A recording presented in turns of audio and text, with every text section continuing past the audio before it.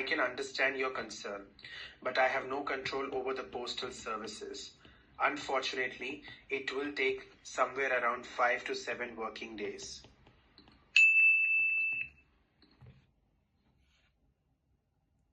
અલી, તમે બોલો please.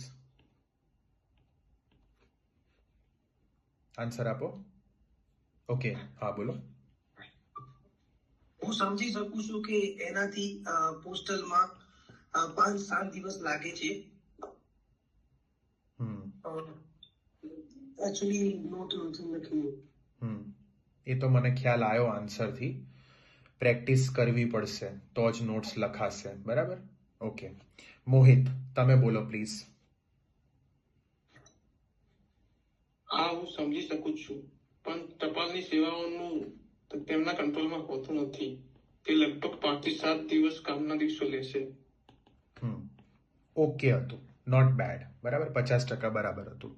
Better કરી શકીએ જો આપણે પ્રેક્ટિસ કરીએ તો, મોહિત, બરાબર. હવે જો અહીંયા બધા આઈ અન્ડરસ્ટેન્ડ કન્સર્ન, નોટ્સ લખજો બધા. ઓકે, અને તમારી સામે જ નોટ્સ લખી છે.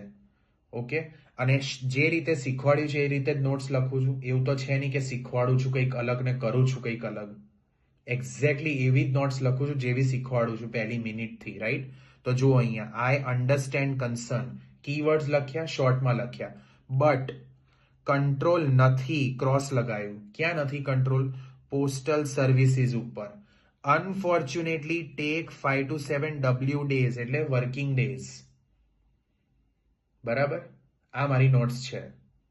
હું તમારી ચિંતા સમજુ છું, કન્સર્ન બી બોલવાનું છે. હું તમારી ચિંતા સમજુ છું, પણ ટપાલની સેવાઓ પર મારો કોઈ નિયંત્રણ નથી. કમનસીબે તેને લગભગ 5 થી 7 કાર્યકિર્દી દિવસો થશે. થશે એટલે ટેક, કાર્યકિર્દી દિવસો, વર્કિંગ ડેઝ, લગભગ 5 to 7. ઓકે, શ્યોરિટી નથી આપતા, લગભગ કે છે. આ ડેશનો મતલબ લગભગ, બરાબર. આ રીતે નોટ્સ લખવી પડે ત્યારે આપણું આન્સર આવે. Okay, and notes plus vocab is equal to perfect answer.